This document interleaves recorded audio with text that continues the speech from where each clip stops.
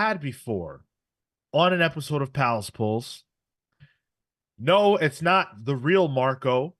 Marco is gone. We've gotten rid of the AI on this podcast. We're an anti-AI podcast. So we brought on the real. We brought on the real to have a real conversation about this week's books. We brought on our very first guest for Palace Pulls ever. Chillmonger, what is up? Ooh, let's talk Ultimate Black Panther. Oh, yes. Chillmonger is a fellow YouTuber. He's got a channel, Chillmonger. It's a great channel. You guys will love it. A lot of Black Panther talk, a lot of really good Black Panther talk. Listen, check it out. Check out Chillmonger. Check out these How many? 5 books that we have on tap for today. We have now I'm going to show you guys this, all right? And I'm going to explain it. It's some bullshit. So Ultimate Black Panther number 3. All right? Sure about that? Sean, Obviously not a copy of Ultimate Black Panther. do we need 3. to talk about your numbers again? Joe, look at this cover. This shit says number 2. I mean, yeah. I screwed up. I really wanted a nice cover. I looked at it and I said, wow, this is a really sick Black Panther cover. I need this. This should be cover A. This is great. And I was like, I made a beeline for it, and it was number 3, and I didn't even notice. Fucked up. When did you realize this? When you started reading it or when Cale told you? When Cale told me, because I hadn't read it yet. Yeah, because I was looking at it and I went, maybe I downloaded it wrong? Like, So we got that. We've got the Roxxon Thor, number 1. Got a lot to say about that comic book. I also have a lot to say about Fall of the House of X, number 4. And a little tease for later, Chillmonger jumped on this call and said he was going to rant about this book. So Yeah. I'm sure he's got a lot to say too. Yeah. Almost more excited sounding to talk about this than Black Panther. Yeah. In a way. We've got Helen of Wyndhorn, number 2. This is the Tom King book that made it into the show this week. And we've got the book that kept the other Tom King book out of the show this week. The winner of the community poll, World's Finest, number 26. That's what we're going to be talking about this week. The gang is here, minus Marco. We've got Cale. what's up, hot dogs? Tyler. I don't have a catchphrase. Special guest, Chillmonger. Wakanda Forever. There you go. And I'm Sean. Let's get into Ultimate Black Panther number 3. We might as well jump right into it. And by the way, thank you to everybody that is here hanging out with us now in the future. You guys are fantastic. Appreciate you joining us. Whatever we say, all of our opinions, these are just our thoughts. Make sure you guys support comics anyway. Buy the books, support the books. Ultimate Black Panther number 3. This is written by Brian Edward Hill. Our boy, Brian Edward Hill. With art by Stefano Caselli. Colors by David Curiel. Letters by Corey Pettit. Now, this issue gives us a little more. It dives into the relationship between Shuri and Okoye. You know, where is Black Panther? Where is T'Challa? And we see them have a fight, a sparring match. That was interesting. Storm and Killmonger, we dive into them. They go on a mission with T'Challa, in a scene that sort of shows us that there's a lot more to Ultimate Wakanda than meets the eye, Ultimate Africa than meets the eye. And I'm very compelled by that. I'm very intrigued. Chillmonger, as our special guest, I really, really want to hear what you think, not about this issue only, but about Ultimate Black Panther as a whole so far. First couple were the best of the 3, and then this one was lackluster, but it's new and fresh. I love what Brian Edward Hill told you guys about how he got criticism that this isn't different enough. And he's like, but the Black Panther franchise isn't what the Spider-Man franchise is, where everyone knows the story. And so I had to keep things the same. And I thought that was a great idea to do so. The $5 nature of these comics, though, this is the comic book where I felt it, where he's used to pacing himself for a 20-page story, and I thought like there was a lot of scenes in here that were extended. So to begin with, the Okoye fight with Shuri. There was like, you guys remember when Steve Austin and The Rock, right before WrestleMania 17, they had the two beers in the ring, and when he hit him, and then he hit him, and he looked at him, and there was just so many scenes. That's what I felt like happened in the beginning of this book. It was like, I move my hand here, and then there was another shot of, you better watch out, and then there was one where they grill each other, and then there was one, are we gonna fight? Are we gonna do this? And it was so Yeah. long, but I think he wrote a whole story, realized, oh, I got like 3 extra pages.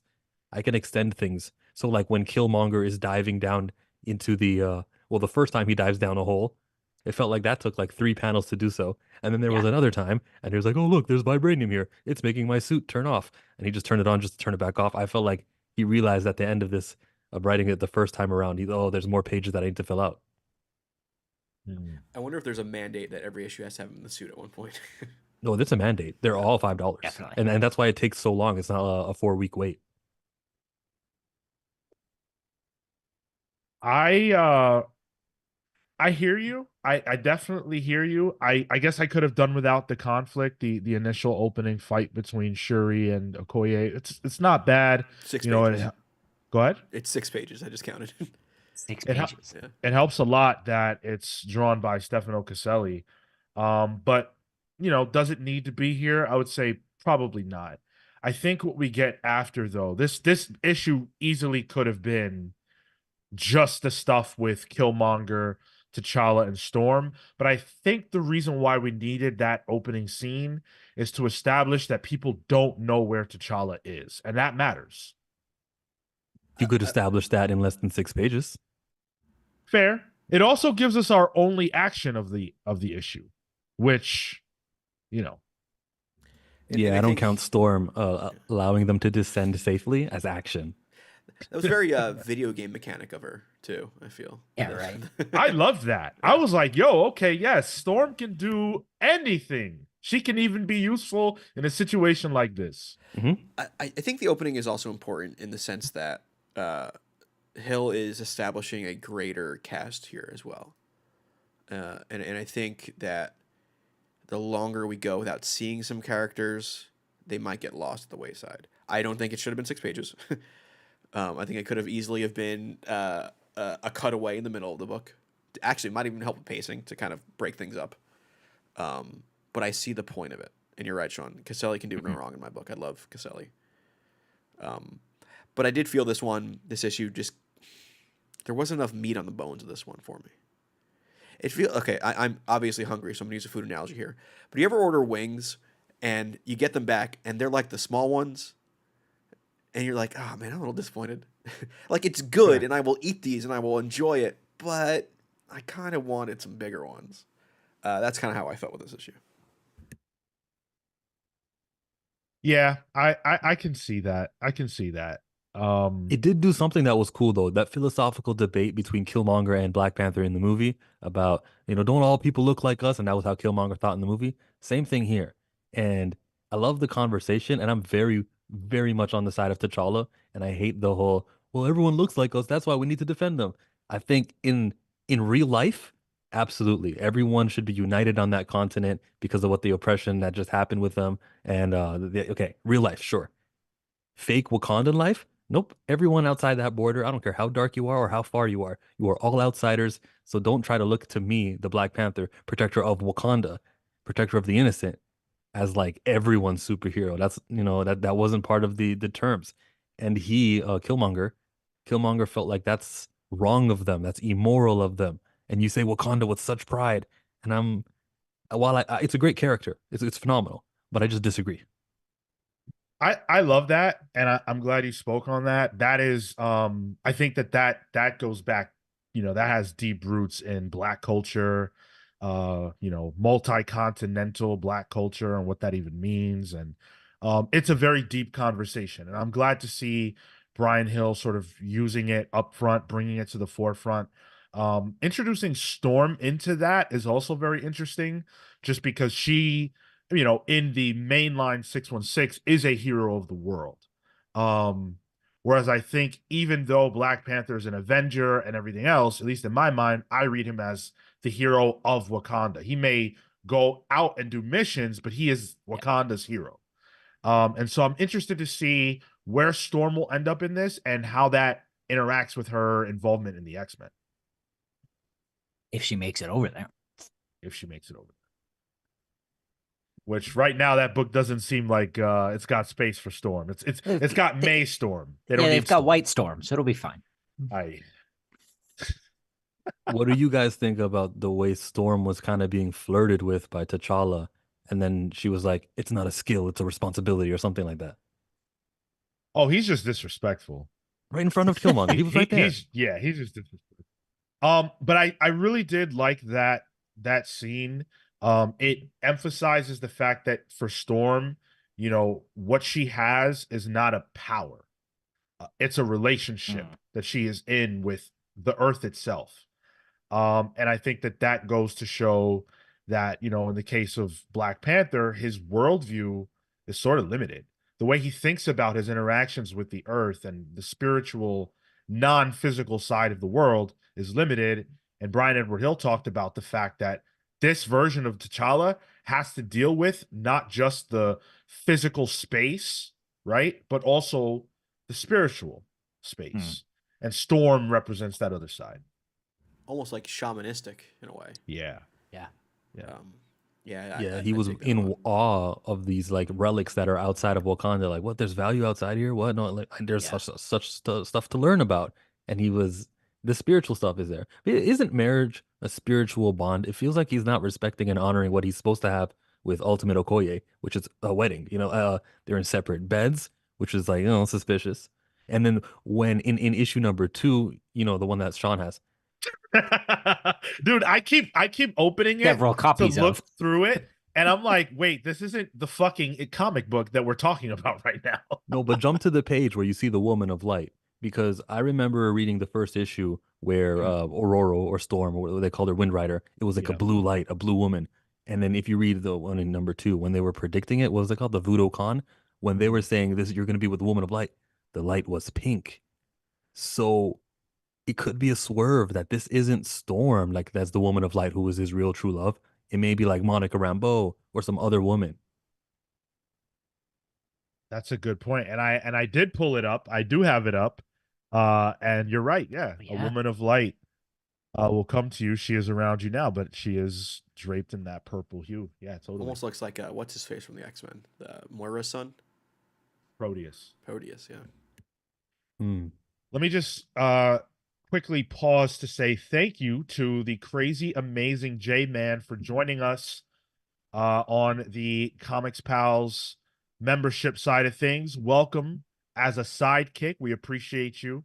Hope you enjoy your emojis, the green name, and all of that good stuff. So thank you for hanging out with us on that. I really am enjoying Storm and Killmonger right now. I'm into their characterization. They're different enough from what the like 616 versions are that I feel like there's room for them to be meaningfully different, and I'm looking forward to seeing that. Yeah, I think it's interesting. You mentioned that you view Black Panther as like still a hero of Wakanda in the main universe, where I'm almost the opposite. I feel like they've had to try to revert to that post movie, where, you know, previously he was hanging out with Fantastic Four, he was chilling in Hell's Kitchen at one point. Like, he's like, I like that it can start at square one and like set that Wakanda is isolationless from the beginning of our story. And that conversation with Killmonger then has a little more weight for me that it kind of had in the movies that I don't think you can really tackle in the main comics, because Black Panther's everywhere, you know? I don't know. I feel like A Nation Under Our Feet by Ta-Nehisi Coates centered Wakanda again. And then since then, that has kind of been the thing. He did go to space, which was a time. But I feel like Black Panther is pretty Wakandan based. Sure, but he's still known. He's a known quantity, is what I'm trying to get at from the world. He's not in this book. He's a Wakandan known quantity. because Wakanda is kind of isolated from everything. So most people probably don't know who Black Panther is in the Ultimate Universe as a whole. Yep. Well, they don't know any superheroes, so Exactly. maybe he doesn't qualify as a superhero, so he was never touched by the Maker. And it's also worth considering the fact that the power of the Black Panther is not exclusive to T'Challa. It is a legacy power. So that could be why as well. Yeah, T'Challa will eventually get it. Oh, stop it. I had to find a way in there somehow. Can we talk about the last page and change the subject to that big green orb? Because I wasn't wowed by it, and I felt that not everything needs to be a splash page, everybody. Like sometimes we could have the final page to explain what exactly, like, what was it? It shined, right? It gave off a light. Was it vibranium? Was it liquid vibranium? What was it? I'm thinking it's time related. Because it's green. Because it's green. And not only that, so when Black Panther has to, when he puts the costume back on as they're walking through the tunnel, you can see it. There's one panel of a statue, and it has a very Kang-looking face to it. Kang. Yeah, I was gonna call that out too. So I was thinking this might be Kang related in a way. And, because, I mean, we already know Ultimate Kang exists. It was in the Ultimate Invasion stuff. But there's always multiple iterations of Kang. So there might have been an older iteration of Kang that might have been in here, similar to, like, Ramatut or whatever. Ramatut. Yeah. Absolutely. I hadn't thought about that. Oh, you're muted, Joe. I see Brian Edward Hill more likely to be playing ball with the other writers than Peach Momoko. So there could be leading to something or some sort of collaborative storytelling that will culminate in the summer event. Yeah, I think it will definitely have something to do with them. And there's the UK for you. We just lost Cale. I thought it was me, man. No, you're good. I've been having some trouble today. Yeah, so we don't know what that is. Obviously, we're going to find out a little more in the next issue. But I kind of agree with Chill that as far as splash pages to end an issue go, this was a bit underwhelming because you literally can't make heads or tails of what we're looking at. Thank you. It's Chill holding up the page. I kind of just want to bite into it. Like, there's not much, it's cool. There's bodies nearby. I love a good skeleton, but there's not It would be much nice to if it was the time stone, though. Sure. Actually, I mean, I guess it could even be the time stone, right? That's an interesting thought. I mean, yeah, overall, this issue to me was compelling. I still like where Brian Edward Hill is taking things, and I enjoy the focus on Wakandan history and that Black Panther doesn't know everything. I like that. I think that's interesting. But this issue was definitely a slower one. One thing I just noticed, too, as I'm swiping through this, the crystals inside this facility they're in are the same color as that light woman. So I'm wondering if this is more of a source of superpowers that we could be looking at. That'd be nice. So there may be things in here that are hidden in plain sight that one day will be, oh yeah, issue 3, of course. Right. And if that's the case, then okay, Brian Edward Hill, good writing. And then Sean goes and opens up issue 2 by accident. Yeah. Dude, I Atomic Count asked if this issue counts in the stack. The answer is yes, it does. I bought it. So And it he has to be count. punished.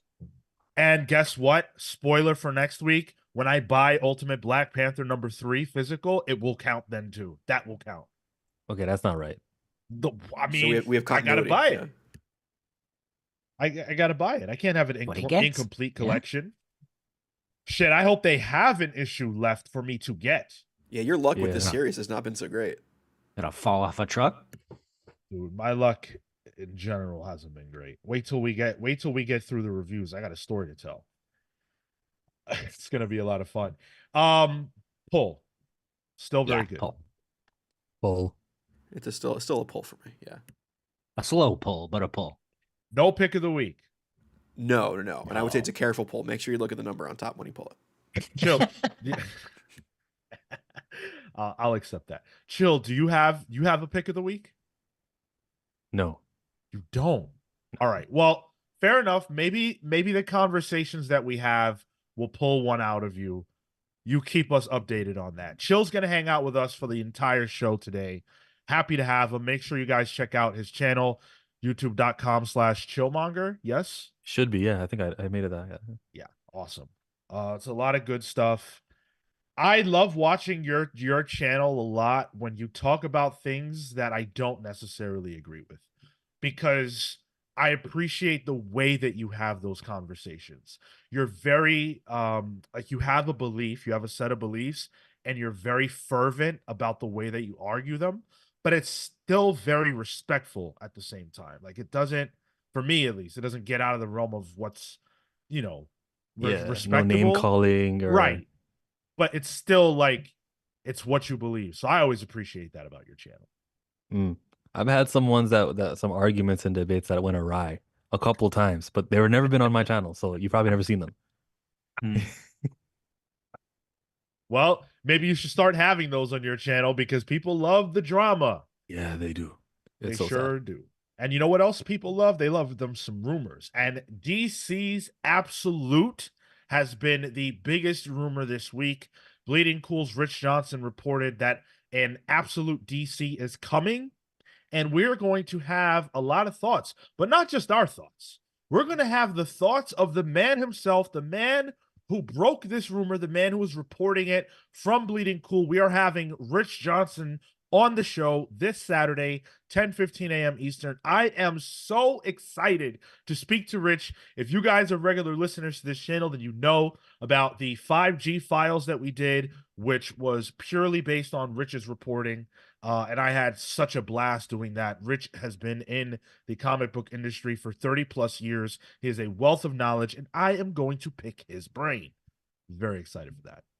Make sure you guys come hang out with us on Saturday. Can I say about Rich Johnston, was he the same guy who wrote the article that one time where Bleeding Cool found out that there's about 2,000 North American retailers? Remember that leak from like 4 or 5 years ago? That was him, yeah? Yeah. Yep. Can you ask him about that? I won't be there. If I can find the article, that way I can source it appropriately, then yeah, absolutely. I'll Cool. look into that. Because I think that's amazing. Because before that we never knew how many shops there were, and I thought that was like of all of his reporting that I've read, I think that stands out. Well, because that feels like hidden information. Yeah. And like, we need to know how many shops there are. Kind of critical. Like, I'm sure there's a way to find out how many Best Buys there are. Yeah. That matters. So we have a lot more books to talk about. We already talked about Rich joining the show this Saturday. Do not miss out on that. It's going to be a lot of fun. Also, Mr. Miracle won the book club poll over on patreon.com/thecomicspals. So that will be the subject of our next book club. We'll be running that. That's the end of Tom King month. That's the last thing we're going to do. And that's on the 30th of April. We will be talking about Mr. Miracle. So make sure you guys get your copies. If you want to win a copy of Mr. Miracle, hang out with us on April 30th, and we'll be giving one away during the book club. So lots of fun stuff happening in Comics Pals land. Let's keep things rolling. Let's talk the Roxxon Thor #1. Now, this is by Al Ewing, written by Al Ewing, with art by everybody's favorite, Greg Land. Okay. Yeah, exactly. Dude, I love this comic book. This is my pick of the week. No, it's mine too, yeah. Inks by Jay Leiston. Colors by Frank Diarmata. So, if you have been reading The Immortal Thor, then you know that the Minotaur, the Enchantress, and the Executioner have been working together to change the narrative about Thor. Thor is a comic book property in the Marvel Universe. What? Hard to believe. But Minotaur owns the rights to publish Thor comics. And he is using that and the Enchantress's power to change what is true about Thor in the comics, thus changing what Thor believes is true about himself and changing what people in the world believe about Thor. And this book leans into everything that you think it would. It's got Chad Thor, literally. It has an annoying amount of like hand-holding, which is all deliberate. Yeah. It's got references upon references to events that are not real. and it's got Greg fucking Land on the art. Marvel is putting it in your face. There were people, when I said that Greg Land's involvement in this comic was deliberate because Marvel was trying to make a point, there were people that said, Marvel doesn't do things like that. Marvel's not that self-aware. Yeah, they are. This comic is everything I thought it would be, and it is brilliant. It's nice to see house ads return. No, wait. I had a lot of fun with this. I actually caught up I read 8, 9, and this. So there was a good chunk of Thor reading for me. This is great. And I was with you, Sean, the whole Greg Land thing. I'm like, that's got to be on purpose. Like, Ewing wouldn't just do that. Like, that seems a very specific choice. And then, like, right away, it's the same face as Land uses in every panel. Literally. Even the shot of Enchantress in a bikini at a beach, also crying. You need to knock everything out in one shot there. In typical Land pose. Like, yeah, that's Mary Jane. That's Phoenix. That's Invisible Storm. Woman. Storm. Yeah. Love it. I think Greg Land also had fun with this. It seemed like, because it was like hitting the best of Greg Land in this. I was just waiting for the thing to show up, like Greg Land's thing. Always sticks with me. Honestly, give it a week. Where he traced off of is going to become public knowledge now. I think he's just tracing off his own stuff at this point. I think we need to Right. go back and back and back to find the true source of Ground Zero and Patient Zero. He probably doesn't even have different sources anymore. Yeah. Yeah. It's whatever sources he found in the 90s that he whatever Hustler magazine Sears he catalog. used, Yeah. and he just goes back to it over and over and over again. Cho, what were your thoughts on this one? Creative. Oh my God. It was okay, let me take it somewhere else before I answer that question. Yeah. Do you know how cool it is that the guy who wrote Immortal Hulk and the elevation of Roxxon, the Minotaur, all of those like story beats wasn't forgotten because that run is over and because it's the same writer and he kind of just carried it over here. That is an advantage that I complain Black Panther doesn't have, because every time Yeah. one of the every time a writer from that finishes up, it's like that's it, that's over, and we don't see the writer again. And I think that the advantage of that is missing in a lot of books that we hope could get fired up. Anyways, the Roxxon comic here was clever. I thought it was very hateful and annoying with the whole, oh, you got to skip to see the next page. Like, it was written the way a bad comic book writer would write a comic book, and was amazing. You could see some of the politics of what's his name of Al Ewing seeping in when it comes to was it capitalism? What was he had some little commentary on that. Yeah. One of the signs also where the word was covered, I forget what the sign said, but it was there, but it's also like at an appropriate place to be, and I'm not mad at him for that. I'm really never mad at politics in comic books. It is what it is. If a character believes it a certain way, then put it in there. I'm not that sensitive, I should say, but like I can understand also why people would be sensitive to it. The Greg Land artwork, to me, I hate. I hate Greg Land. He does great art, great looking art, but he does it so much where I'm like, okay, what message are we sending everybody? Like, so I guess that makes me the outsider here on this panel. Well, Cale, go ahead, speak to that. I'm with you. And I think in this one particular instance, I think it fits.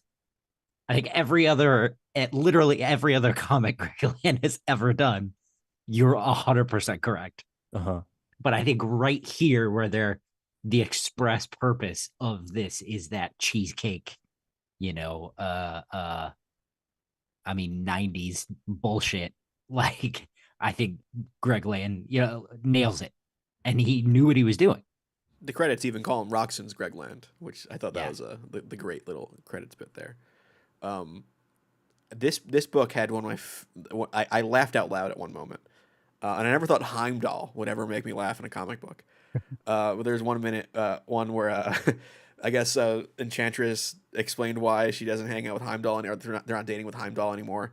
It's because he was looking at other women, and he says, "As sentry of the Rainbow Superhighway, not bridge, I must gaze upon all potential threats, Amora, even if they be tens. Which I was like, oh god, that's so cheesy and good. It's I love this. Yeah, it's a very anti-capitalist book, but because it's so capitalist, the way that Ewing is setting up, and canonically that Thor is actually Gaia's son and not Frigga. What's her name? Frigga. Yeah. And Gaia is Earth.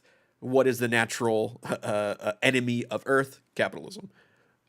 So setting that up here is really interesting, in having to tell that through Thor, who's maybe not the most eloquent person, and in story they're making him even dumber. Is really interesting, and I think Ewing's working on some levels here that I'm eating up. I love this stuff.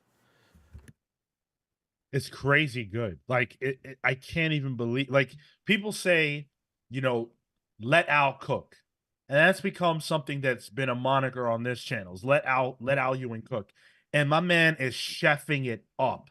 This is brilliance. Just so many different references. Like when you think about Thor, Thor is a character who is thought of as a Chad, a dumb, goofy character. And he's not like I don't feel like I've ever read Thor like that.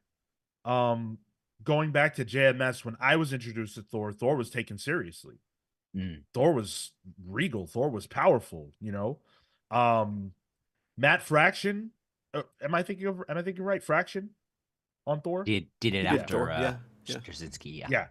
Yeah. Fraction's Thor, I think, was a little bit more playful, but still wasn't what I think the public thinks Thor is. That himbo character, Right. That like this is what the public thinks Thor is.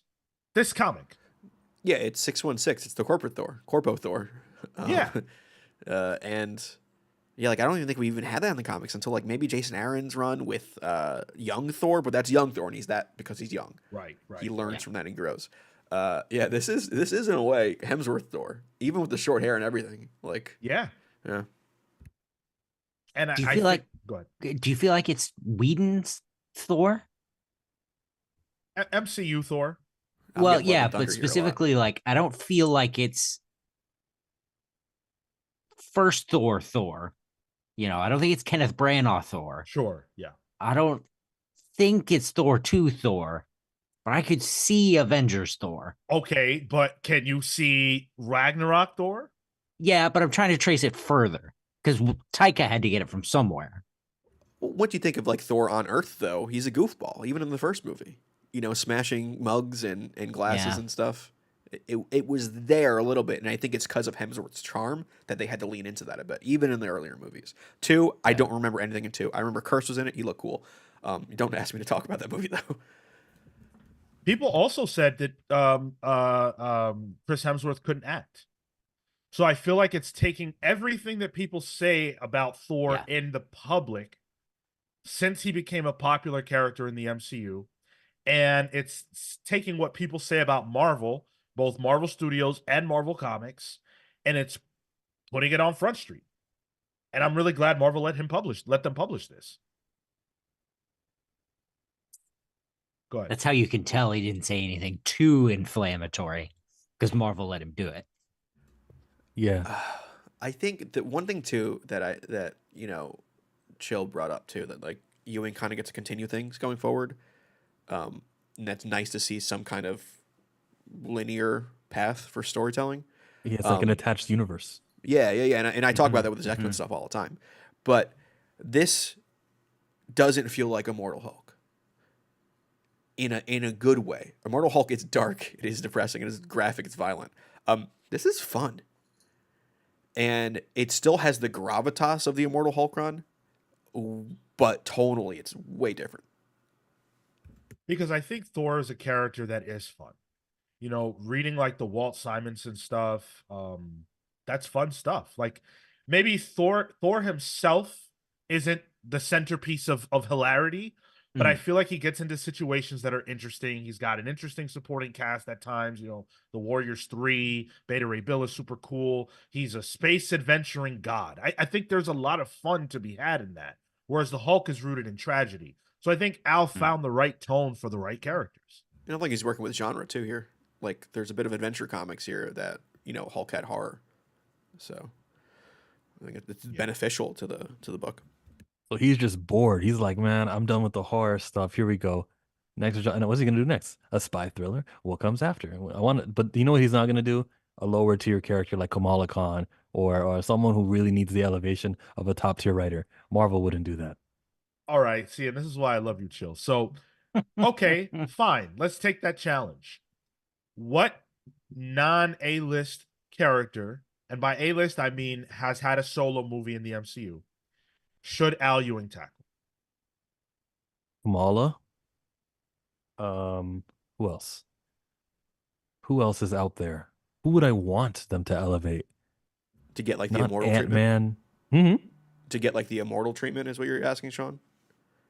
Well, I'm just responding to Chill. He said, you know, get Al on a series for a character that needs a boost. Like they do Black History Month and they do the thing that me and you complained about the first time we did a video together like 2 years ago for Marvel's Legacy. Yeah. He did Voices or whatever. Photon Yeah. in the Ultimates. Okay, cool. You seem to know the character. Al Ewing on an ongoing series with Photon and see if we can elevate that character, or Blue Marvel, or America Blue Marvel Chavez. would be cool. Yeah. If representation is important, why don't you put one of your top tier guys? The artist could be anybody, honestly. You got Al Ewing, and just see if that comic book character can become an ongoing selling person, because they don't do that. They'll give opportunity to some newbie and say, "Oh, it just didn't work out. I guess we got to cancel it at issue number 12." It would be cool. Elektra would be cool to get an immortal treatment. Chip Zdarsky got her, didn't he? Yeah, but it's not the same concept. I like thematically the idea of an immortal series for Elektra. There's definitely a lot that can be done with that.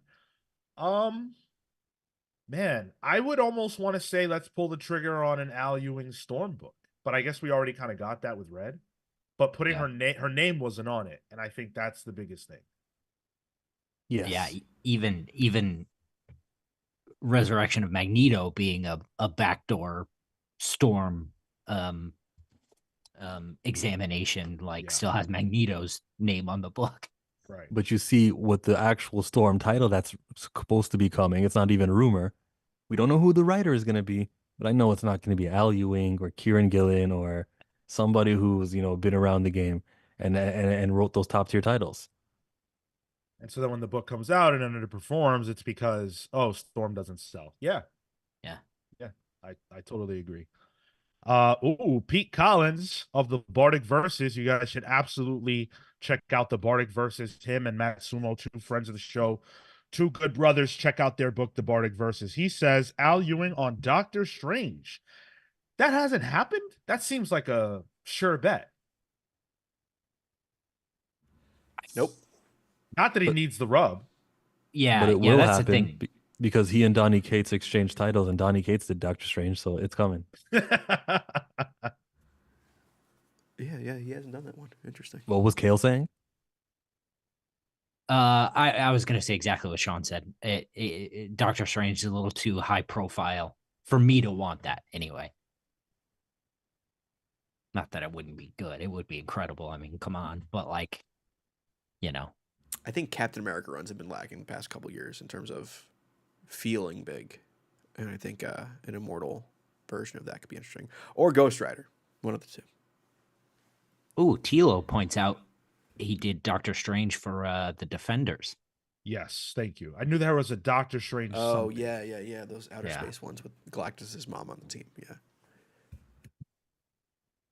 Well, look, I don't disagree with what Chill's saying at all. I feel like you do have to put top tier creators on characters that you want to see get a rub.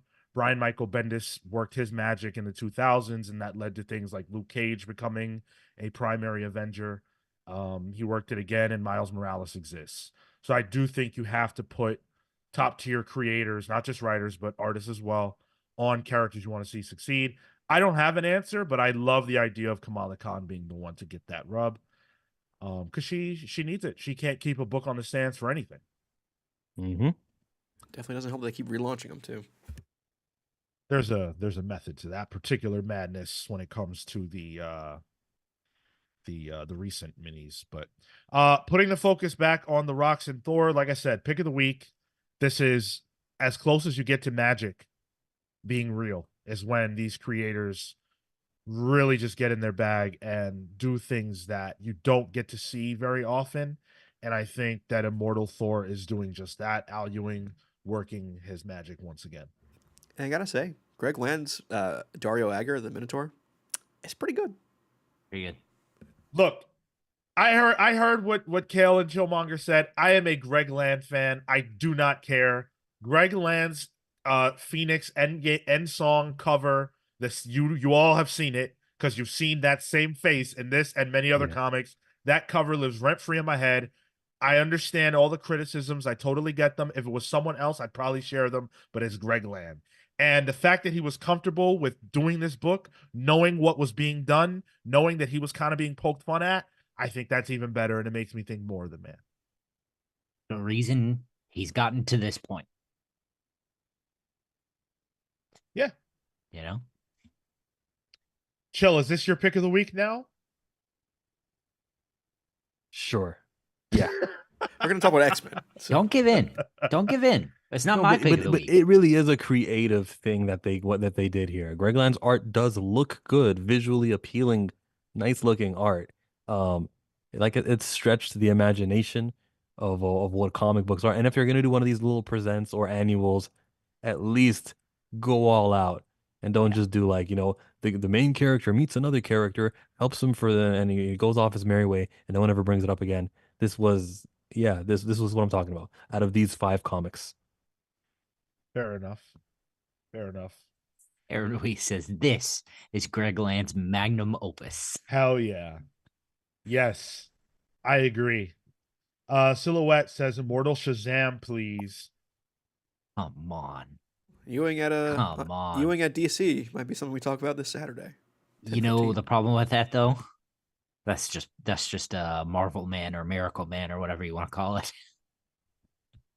By the way, Silhouette is always in our on our Discord server, which you should all be a part of, by the way, talking about the future of DC and who's going to do what in the absolute DC. So you're definitely one of the people that I thought about as far as having Rich Johnston on the show. You're going to love it. I think all of you guys are going to love it. Make sure you come hang out with us. When we talk to Bleeding Cool's Rich Johnston this Saturday live at 10:15 a.m. Eastern, I think it's going to be an insightful discussion. Can't wait. And I'm going to go fishing for more 5G info. I have to. You should. I will. You gonna try the Kingfisher? Gonna try. Do it. Gonna try. Might end up harpooned. Like I Feel by Fall of the House of X #4.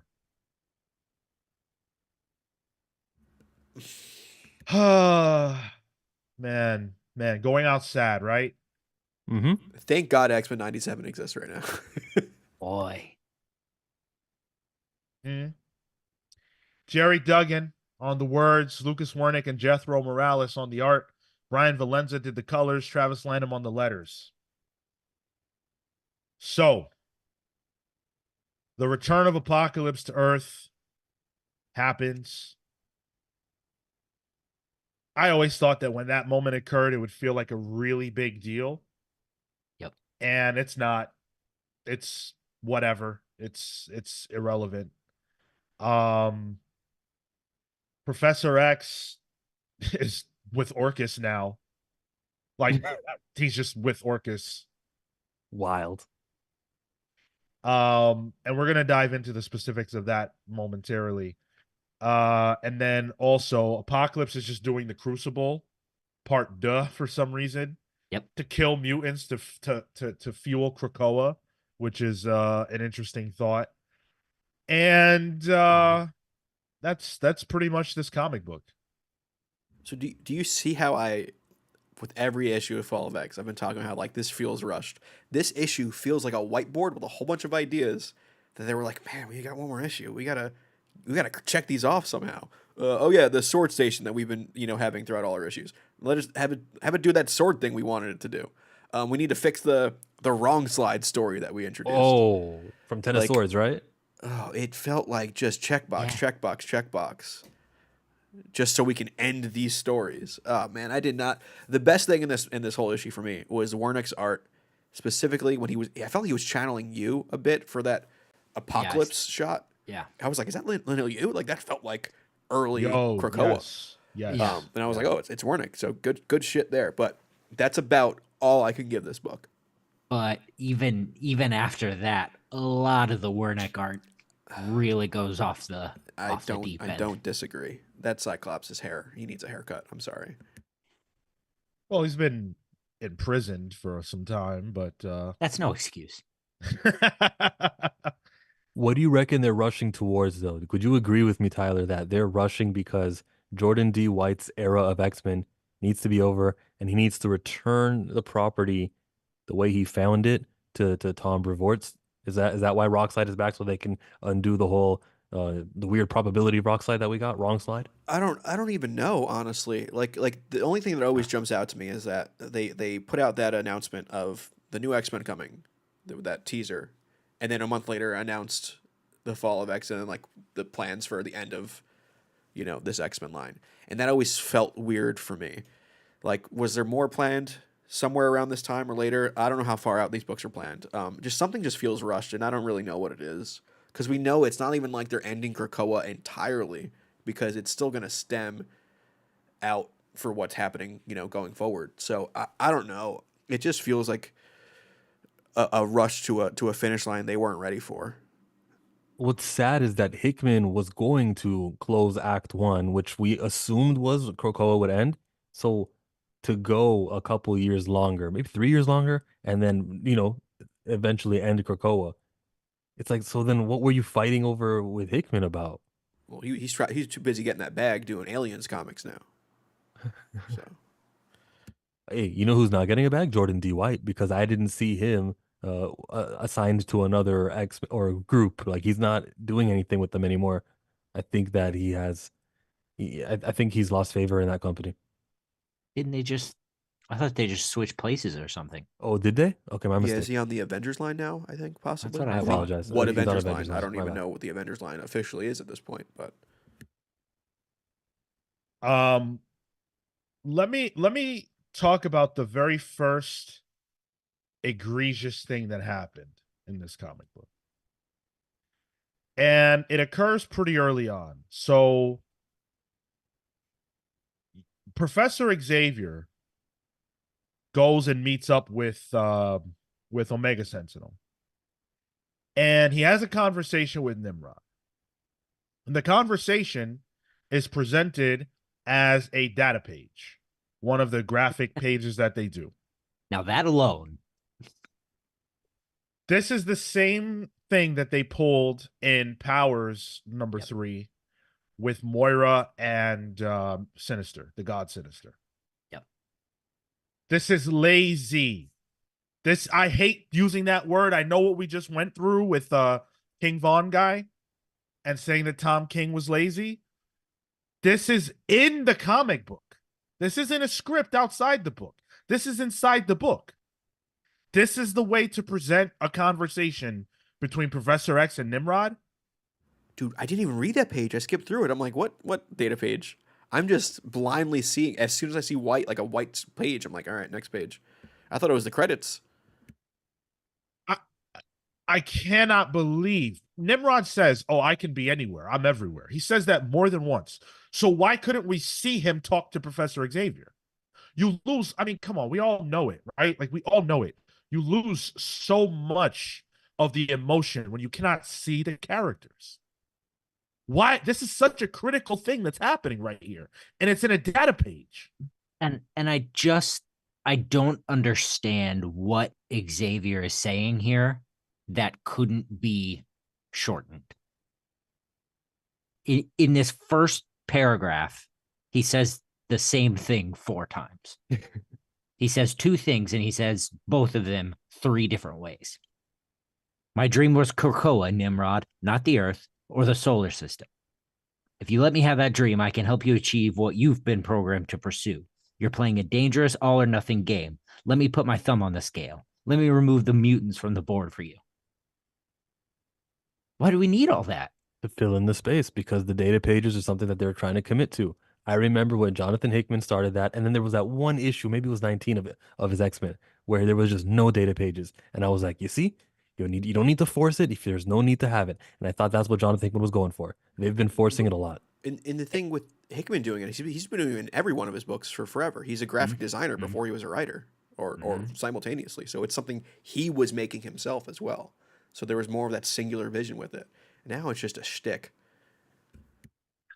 And let me say, it's not that it's lazy. It's because obviously it wouldn't require any more work on the part of Duggan to get this done. It would just be work on the artist to draw it. And this could have been a page in the book that was drawn. It would have taken more than one page to draw this, potentially. But the point I'm trying to make is that this page was skipped over by somebody who was on this panel and has a commitment to reviewing comics every week. So what is the average reader doing when they see this? It doesn't, I don't understand. Like, this was never the point of these pages, was to just put dialogue on it. Like, that wasn't the point. Yeah. Does anyone remember what Magneto said in the first page? Something about Charles Xavier. What exactly did he say? Because I don't. I remember it was a Magneto quote, and I skimmed over it because they've taught me not to value all of these data pages. They used to be like, it would be an email, literally an email. Like, I remember there was a lot of Bishop emails in those Marauders issues. Right. And it's like, okay, if you want to read that, you could read it. But if you don't care to, then all right, you move on with your life. It's not real. This has critical information for this issue, and it's all supposed to be read. That's just not. No, because we've been taught to roll our eyes. Trying not to. I don't want to disparage, but it's just like, it's hard. That's just crazy to me. And then go ahead, Joe. He wasn't that convincing either. What Professor X said to Nimrod. Nimrod was just. Oh, I was kind of surprised they made a deal. There's no tension in it either. Right. Like the fate of the world is in Xavier's hands with Nimrod, and it just like it's on a data page. Like, so the other issue that I had is with the Apocalypse stuff. Apocalypse doesn't really carry, in my mind, the gravitas and the weight that he did in earlier issues in the Krakoan era. He comes across as somebody trying to imitate Apocalypse dialogue. But what I thought was a little bit worse than that is the fact that he is doing this whole Crucible process while they're in the middle of the fucking war. They're literally being attacked by these crazy Sentinels, these Stark Sentinels that we have seen. We just saw one beat the shit out of Krakoa itself, which is already crazy. And we saw how much effort it took to beat these down in prior issues. So wouldn't it be prudent to get rid of them before you just start killing other mutants? It felt like me doing my weekly quest in a Fortnite match. Like, I'm just doing my own side thing. You play too much Fortnite. No, that game comes up every week on this podcast. Does it really? Oh man, I do play too much then. I just don't understand.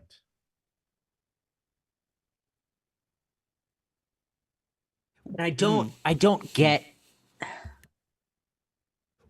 Was the premise? Oh, sorry, Cal. Go ahead. Go ahead. Was the premise that Krakoa needs mutant blood ever established? Yeah, it was I don't remember if it was blood, but like life force. It slightly saps on the energy of mutants that are on it. And that was part of the reason why Krakoa was happy to have mutant kind live on it, I believe. Yeah, what were you gonna say?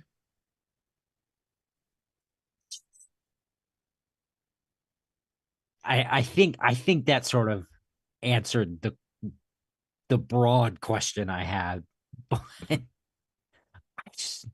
I don't. This is nuts. This is nuts. I sit here and say the same thing every week. How did it come? How did it come here? How do we get Jerry Duggan on a mainline X-Men book that is the end of an entire era, and it's less than a wet fart? And how does this lead into mutants in New Orleans and Alaska and Chicago? The only through line I can see is like now I can see why they have a prisoner at the X Mansion and it's Professor X. Oh, he's Prisoner X? Yeah. Probably, yeah. That's They the should only have thing. they should have killed Moira and rebooted this whole fucking thing. Oh, Yep. also Moira on the cover? Where is she in this? I hate when they do that. No, they were saying, remember how you felt when Moira turned and she became a bad guy? That's the same feeling with what's his name? Xavier. That's what they were trying to say. Moira, Xavier, the same feelings you felt as if like with this storyline beat is coming out of nowhere. That's what they're going for. Yeah. Remember when Cyclops was psychically talking to Professor X at the mansion? Yeah. Have they not resolved their issues? It felt like it was back to what Brubaker was doing with these two characters. Oh, you gotta treat me like a boy, and it was like, yo, we're past that. We're way past that. So that conversation is again blisteringly frustrating because I contend still that Professor X is acting out of character. I believe he is being twisted to fit what it is that they want to do. And I'm going to say that until I can't say anything more about this era. This doesn't feel like Professor X to me. He's going to team up with Nimrod and force the mutants to leave. Do what? And then he orchestrated this killing of do I have that right? He orchestrated this explosion of the space shuttle that had the nukes on it. Yeah. Is that the idea? Yeah, That's what what I got happened, out yeah. of that, yeah. Yeah. Yeah. Because that's what Professor X does. And also, wouldn't Orcus have some kind of measure to prevent the people who have control over their nukes from telepathy? Because the people they're going up against have a lot of telepaths. I don't know. Like that just seems like a glaring. I mean, it's also that will require a whole bunch of governmental red tape, so that actually makes sense now. But yeah, I don't like this. The problem is that whenever it's humans versus mutants, humans are not equipped. Like you have to stretch your brain. Me personally, I don't accept that there's anybody on Earth or anywhere who can stop Professor X from entering their mind if he wants in. So for me, I don't bat an eye. You can't stop that. But what you said is also true. If you have a nuclear sub in space, you probably want to make sure that these people can't be psychically attacked. But how do you prevent that? There's just so many angles of failure here in my mind. Like One good way to prevent it is not to have a big red button that is for self-destruct. Probably shouldn't install that. That seems like typical evil villain base, though. Walk with me here. What is Apocalypse's whole deal? In general. Survival of the fittest? So, a mutant kind, right? He would deem that mutant kind. Depends on what area you're talking about. In this era of comics, I would say yes, but I don't think so in all eras. Apocalypse is not a mutant supremacist the way Magneto is, in my mind. Isn't it weird that he spends this whole issue just killing mutants? And complimenting them and their I-beams. Well, it's a play on the Crucible. Yeah, but and again, and I'm getting to that. In the Crucible, it was very specifically to bring them back to their powers, bring them back into mutanthood, so that they could rejoin the family. Yep. Here's just so they can die. I think maybe you can extrapolate if you can get Krakoa back, then they could come back eventually. But I would assume there's also Arakoans here as well. So their ideology is much different, Wacky. where they wouldn't want to come back. They would prefer to die an honorable death. Like that made sense for the first guy. The first guy's like, yeah, I'm an old dude from Morocco. Yeah. Like, just kill me. Yeah. Sure. It makes sense for him to do that, but I don't feel it fully makes sense for Apocalypse to welcome this. I think, if that makes sense. I get why he's comfortable doing it because it's about the greater good. I don't mind that. I just mind the location. I mind the dialogue, and I just feel like there's just not enough weight there. And maybe it's because I'm just checked out on this, but they can't do any right at this point. But also, what location? Like, that happens in the middle of nowhere. Like, even from an art standpoint, it's what? Solid tan ground? Tyler, they're in the middle of war. That's what I'm talking about. That's the location. That is crazy that they're doing this in the middle of a war with the Stark Sentinels that are killing mutants ad nauseum. You don't need to help them. That's so dumb. No, I agree with it. I'm just saying, like, in terms of the scale of the story, there's no real, like, I don't know where I am. I don't, like, none of this really matters. There's no real tentpole position of where these things are. Right. There's no establishing shot to tell us where we are. Yeah. None of it really matters. We're just trying to sell comic books on our way out, and we're going to mimic what got us here in 2019. They are hick writing with doing the whole, you guys like that hick writing? Yeah. So they're hick writing with the Rise and the Falls thing, except there's not going to be a weekly event the same way that was, and it's taking a very long time to come to an end. I wish, and I preferred if this was weekly, or at least not monthly. Let's just say once every 2 weeks, just so we could like exit this era. Let's hit a few comments. Dan Trudeau, hello Dan, welcome. Says, I get frustrated hearing you guys sum these books up. I cannot imagine how disgruntled I would be if I was reading them. And I think when we review these books, at least I'll speak for myself, this is when like the real like comics lover / nerd comes out of me, where it's like I get really passionate about the X-Men. So I might even say stuff that I don't like fully endorse, but it's really frustrating. It genuinely is because I cared so much. I've been locked in with this era for 5 years, like most of us have, and I've been so invested. When you see this Tekoa in June, you're gonna lose your fucking mind. I own almost every single issue they produced. I'm in it. And for it to go out this badly, it hurts. It really sucks. I care a lot, and it really sucks that it's going out this bad. I was also very invested in it. And that's how I found your guys' channel, because you know how to name your videos. And I wanted to see what everyone on YouTube thought about this new Krakoan stuff. And there just came a point in time where I said I cannot be ordering every single comic. There's a video on my channel. I think it's called Rant of X or X-Men Rant. Go check it out, and I'll keep this brief. I checked out, and I do not regret it after reading this. After hearing you guys review what happened with issue 3, I'm so happy that I was like, I'll wait for when the reboot happens and everything returns to status quo, because this is Marvel Comics where nothing lasts. We had people in the chat or even on Discord being like, "Yeah, Krakoa era ended with Inferno for me." That's when I checked out. Exactly. It did for me. Yeah, absolutely. And I've said that since then. What a horrible way to go out. I genuinely thought Moira was the cleverest reinvention of a character in years. And then to just have her backslide like that and make her just a mustache twirling robot was just ridiculous. Do you guys remember how we used to be? Was Tyler saying something? Go ahead. You're good. You remember when you could read a Marvel comic digitally, and then it'll be like, okay, rated out of 5 stars, and you never really rate those. I rated House of X #2 5 stars, and then I could see how many other people also did it, and I was blown away by the number. I don't remember exactly what it was, but it was like 100 times more votes than any other comic book that I read, more than the Amazing Spider-Man I read that week, more than anything. And everyone seemed to love that House of X #2. I remember seeing some people on Twitter go, "Wow, Hickman is such a genius." That, and like with the page where Moira is talking to Charles Xavier on the bench, like that was a legendary image.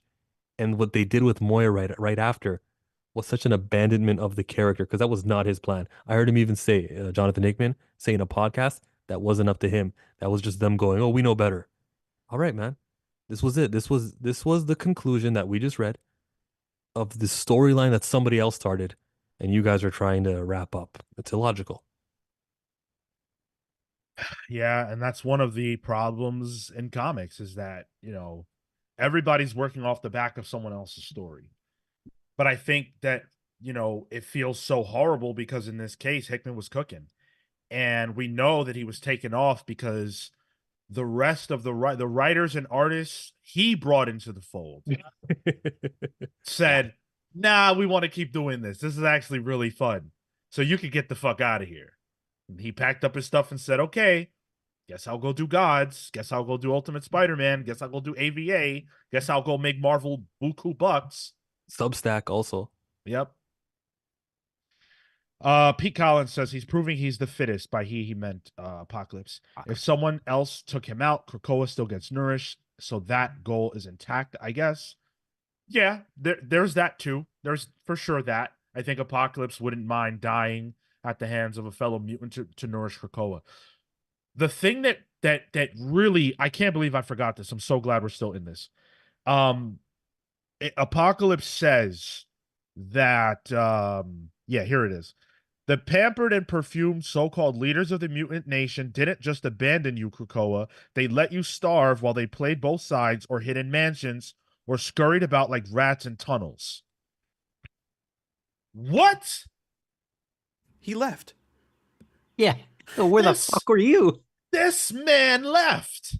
He This man left. He said, look, I haven't seen my wife in a long time. I gotta go. I'll be back around. You guys got it. Everything's good. The Ten of Swords is over. I'm skedaddling. Good luck. So he leaves. And everything goes to absolute dog shit. And he comes back home after leaving to go get some milk. He finally comes back and the whole shit's on fire. And he says, wow, what happened around here? What happened here? You left. I can't wait till we do a post-mortem on Krakoa to talk about like the winners and losers of this. Me. I'm the loser. Yeah. I meant character-wise, but sure. Yeah. Whoever wins, we lose. Because I think Apocalypse, the idea of Apocalypse, Magneto, and Xavier, which was like the original trio that we were introduced to, towards the beginning of the Krakoan era, and where they are at the end, is very, very interesting. What if I told you it's because they were introduced as the trio of the Krakoan era that they had to do this with the characters to just show how different we are from what Hickman was doing? Yeah. Well, there's a conspiracy theory. I'm full of these conspiracy theories. You know what else? This other theory that I got. What's going on with Sync? He was so high profile for the last couple of years. Don't even. And He's not even on the cover for the final issue of X-Men. Nope. He wasn't featured in Pepe Larraz's 700 celebration. And it's telling that this push for the character, which was cool, with the X-23, the relationship stuff, that was cool. That they were doing something with him. And it felt like, it didn't feel like it was long-term, of course, because we didn't get to see it go from one writer to another.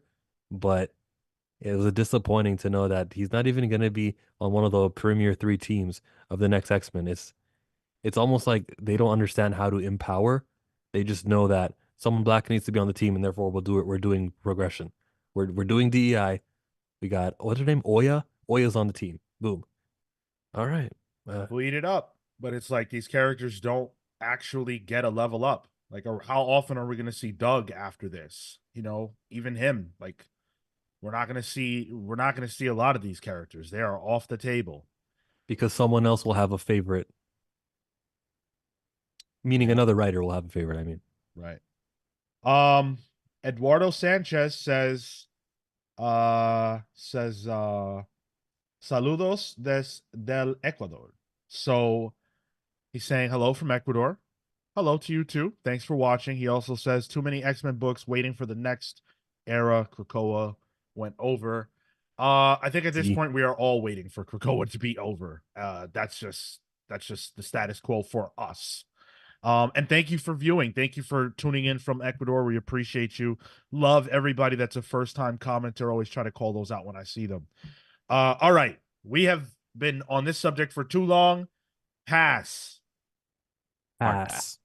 Yeah. Throw this book in the trash. Ooh, that's rough. That's rough. Let's talk about Helen of Wyndhorn #2.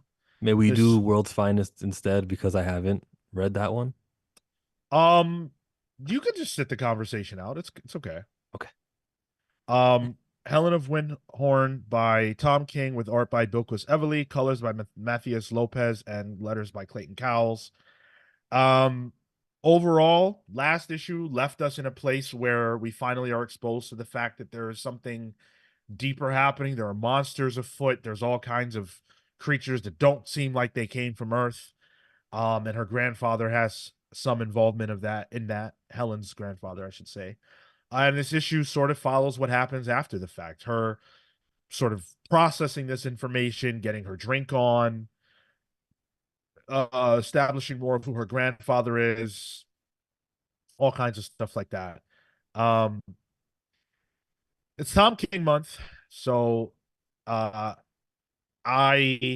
don't want to say anything mean about Tom.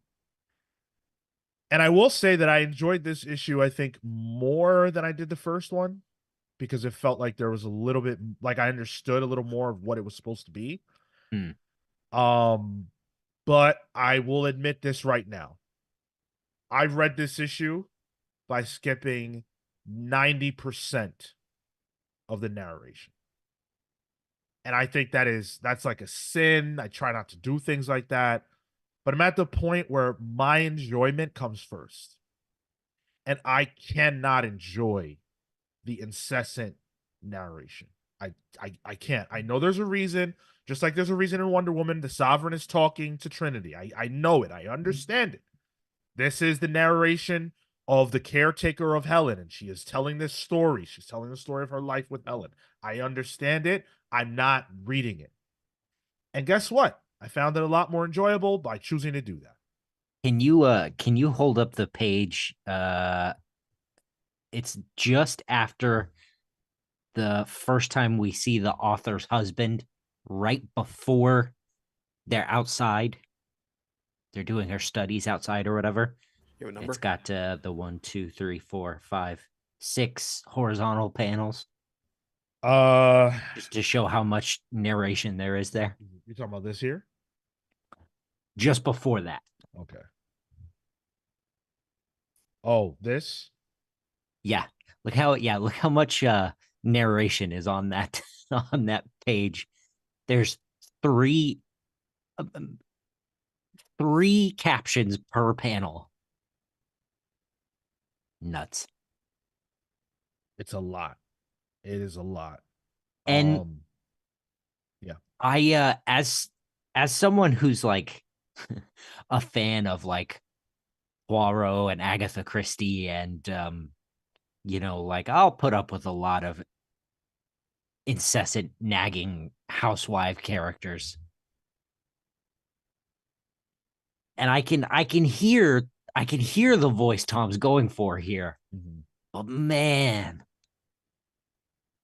there's no way this character's talking this much to Tom. You know what I mean? A lot of writers will say, well, the character just wrote themselves. Come on. There's no way. So you're saying that Tom said, "Okay, I hear you. I hear what you're saying. Now let me take that and type it out and make it 3 times the length." No, I'm saying Tom is whittling it down. Oh. I don't know, man. I feel like there is an interesting concept here that is going to materialize. Yeah. But we're still very stuck in the early stages, and it feels like I'm reading a novel. And that is the feeling that I have had with a lot of Tom's work recently, where for me, chapter 1 and 2 of almost every novel I've ever read are just not that interesting. A lot of setup. And this feels like that. I feel like Yeah, I wasn't so hot on this issue as it was the first issue. Because I felt like we didn't really get far enough in terms of what this story is going to be. Because we're still, by the end of it, where there's one relationship that changes, and we get a hint at something else going on in the future. But it's still not all there for me. I did prefer the intercutting of like present day and the past, and our Yeah. I guess reporter character who writes about this writer, him listening to the dictation of what we're reading. It's his interview with Helen. I like that. I think that helps cut up things a little better in terms of storytelling, but in terms of forward progression with the plot, I don't feel like we got very far for the amount of pages I read in this. I think it helps build up the characters a little more, but there's still a lot of question marks for me. I don't think it does that enough. I think the grandfather should be a lot more of a presence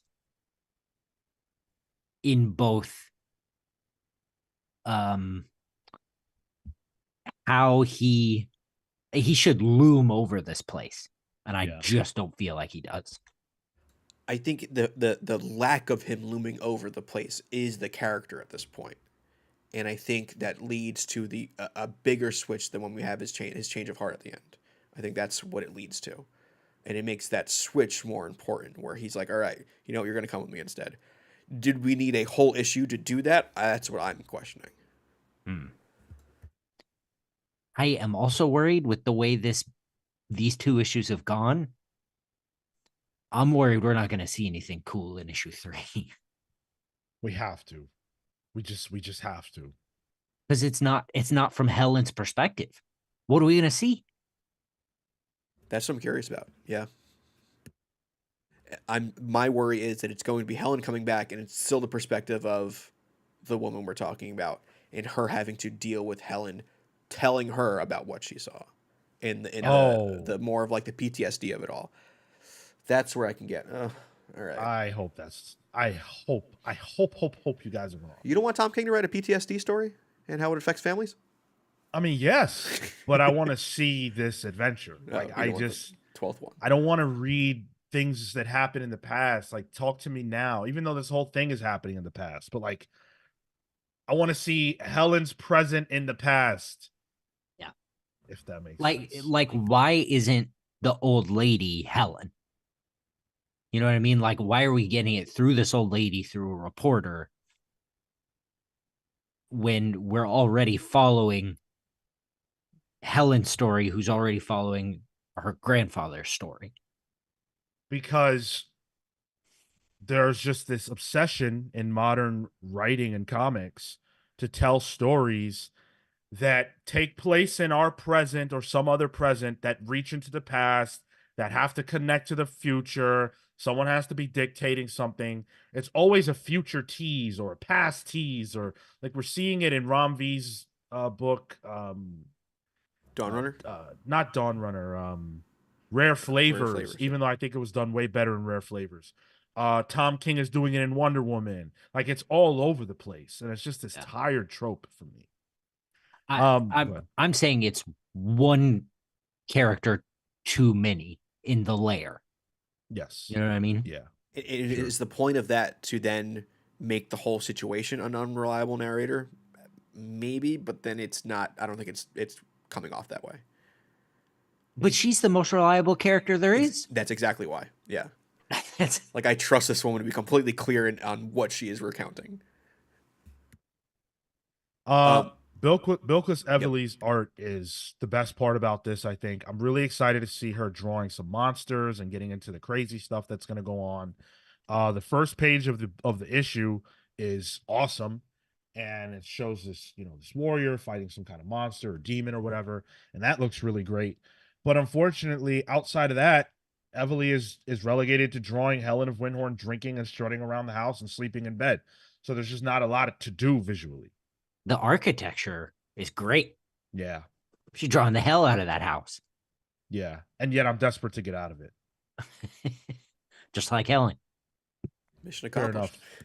For the sake of chill, we're gonna end the review here. I'm gonna say I enjoyed the issue enough, minus the narration. Like I literally skipped as much of it as I could, and I'm pretty sure I didn't miss much because I feel like comics can be consumed visually. And but I don't think I don't think I'm on the hook for this one. I'm not. Like I'm a pass for myself. If you read the first one and you were into it, keep going. I'm sure it'll be good in the end, but I'm kind of off the train. I'm gonna give this one more issue because I think that's gonna be the the one. If we don't see anything cool in the next issue, this series is not gonna be what you want it to be. I agree. It's only 4 issues apparently. Then we better see something cool. So What? I'm reading, There it I'm is. reading the solicit So- for. Oh wait, never mind. I don't know how to read numbers. It's 6 issues. Oh, okay. Okay. Okay. I was about to say But even even that so, is 6 like, issues. that's not a lot, but okay, Tom. Art's great though. Art is awesome. Tremendous. Yeah. It's a cautious pull for me. I'm thinking I'm in the same boat as Cale. Fair enough. Hey, if you're hanging out and you're enjoying the show so far, make sure you smash that like button. Smash it. We've got another book to go, and we've got the stack to go, and I have something to say about that too. I think this week's stack will be interesting. It will. I think it will be very interesting. We got Chillmonger hanging out with us. Make sure you guys check out Chillmonger's YouTube channel, youtube.com/Chillmonger. Chillmonger's YouTube channel is Chillmonger's favorite. It's my favorite YouTube channel. That should speak Interesting. volumes. Yes. I wanted to hit this comment. SJ Addicts said Tom Brevoort said we don't have good enough black male X-Men, and his solution is 0 black male X-Men on the major teams. LMAO. Thank you for leaving a comment. I haven't seen your name before. Appreciate you hanging out with us. Yeah, it's a problem. It's a big problem. It's a problem, but they think that you know how they have 3 main titles and then there's going to be like additional ones. One of them will be a Black X-Men, so don't worry, guys. And if you're not in the main title, then the reverence and the sales are gonna correlate, you know? 100%. I don't think that there is any argument against that, and I think it's bizarre that Tom Brevoort would say that and then let these teams be what they are. I mean, if the creative teams had full reign to choose the characters and these are the characters they chose, I cannot argue with that because I don't want anything to be shoehorned in. But I just don't get why people look at the X-Men and the only characters that they care about are the white ones. You know, I don't know. And Storm, with the exception of Storm, yeah. And Which is Beast, still if not something. We Blue. still gotta we gotta give them points for consistently throughout the years since she was invented, featured her and made her importance. But it feels like she's the one. Yeah. And everything, every team, every group, there's always that one. But we got to expand past it. And I can tell you why it is that way. It's because she's been the one that all the writers grew up reading with Chris Claremont. If Yes, Chris that's what I Claremont, was you would have thinking. used right, and that's just the nature of it. And if these guys had an agenda of empowerment and they knew how to execute it, by now, I guess Bishop or Manifold would have been right up there in that top 10 mix. Man, I'm pessimistic on this. I view this as Storm's getting a push because the X-Men need to be a bigger IP that needs to expand into solo stuff in the movies. So Well, they're seeding that now. I think, but Chill is saying that Storm has always been Sure, one of the most yeah, popular she's always X-Men. been the That's one, true yeah. for sure.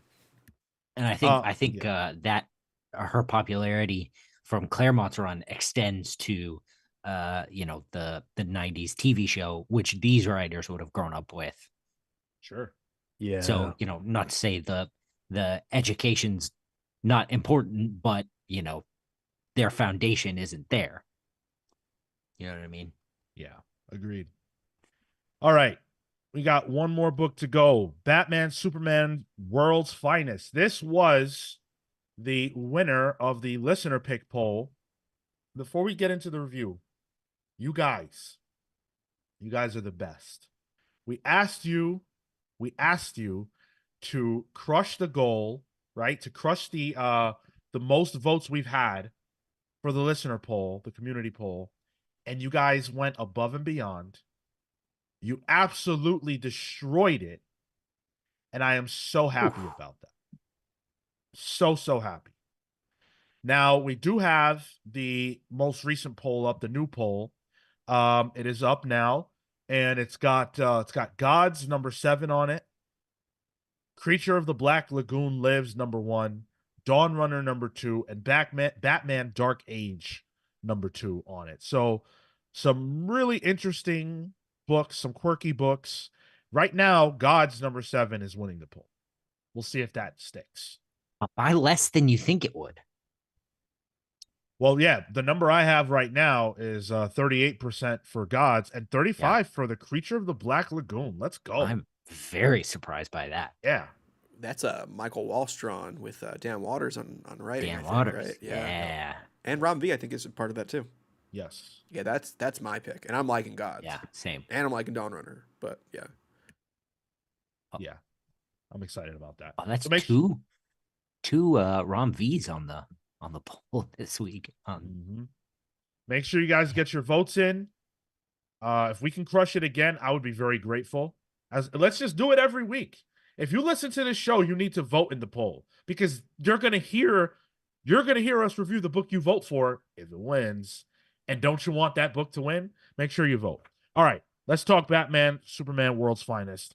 Mark Waid on the words, Dan Mora on the artist, arguably the best creative team in comics. Tamara Bonvillain on colors with Steve Wands on the letters.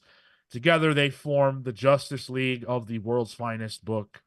And this issue is the beginning, I guess you could say, of the partnership, the adventure of the World's Finest with Batmite and Mr. Mxyzptlk. And they're fighting against the fifth dimension, or the fifth dimension versions of all these different characters. Like we got Batmite, but we got a Sinestro Mite, whatever he was called. And there are all these different versions, and they're fighting against, Batman and Superman, and Robin gets powers, and this is a very, very fun book. Yeah. This was my pick of the week. This was the most fun I've had, I think, with a Batman and Superman book in a very long time. It feels like the old Jeff Loeb, Ed McGuinness Batman Superman book. It's just a good time, It's fairly lighthearted. The stakes are high, but you're here for the time. Yeah. Traditionally, Side note, Jeff Loeb and John. Ed McGuinness, they work together on Nova, they work together on Hulk, they work together on a lot, eh? Sean's favorite Hulk run too. Oh no, definitely not. Go ahead, Tyler. I was gonna say, like, traditionally I'm not a Batmite fan. I think he's I don't know if it really works with Batman. It just feels too out of it. And then I read this issue and I'm like, oh, I get it. His arc in this was, I did not expect it. The bit with Batmite and Superman where Batman tries to make heads or tails of what what Superman is trying to understand who Batmite is was a great way of establishing why Batmite exists as a character. I thought that whole discussion between Batman exists because he wants Batman's adoration, but Superman saying what Batman does isn't fun and you are a liability because of it. In Batmite's realization, I'm like, did I just feel for Batmite for a second? How did that even? Yeah. How did that work? Shaw, how'd you feel about this one? How would Robin fight if he had superpowers is a question that I wanted to see explored more. And the way Batman was like, that's ridiculous. We don't even he was so rejecting of superpowers was very Batman of him. I thought it was cool. Oh yeah, visually this was amazing. Tamara Bonvillain, Eisner Award winner. Mm-hmm. When I just kind of not realized who it was, but I could realize who it was because the colors were so warm that it was her doing this. The pop belly imp kind of funny looking bat mites and all the other mites was what I'm talking about, man. And the Sinestro and everyone. That's what I'm talking about. This was fun. Even the first page. Remember how it didn't have the regular blurb because the editor's off. It was Batmite's turn. That the creativity was being flexed. Yes, creative book. And I like the bit too where it's like Kadabra is here. I'm like, also, first of all, when's the last time I read a Kadabra in a comic? Yeah. I was like, oh, geez, that's a deep cut. But why would they send Superman out to the guy who does magic? I don't know. But like, I love the cuts in here too. Like the bit that where Parasite shows up and then Parasite is an actual threat now. Like I'm excited for Absolute Power because this is just shows that Mark Waid has an understanding of what DC is in terms of tone. That I'm excited to see that in like a more of a main continuity sort of situation. And he remembers Kadabra. Yeah. And I needed that explanation of who this guy is from the 61st century. Okay, 65th, right? 65th? Him. Something like that, yeah. But that's part of it. Like DC has this long history, of characters that are nonsense, but it makes the world feel massive.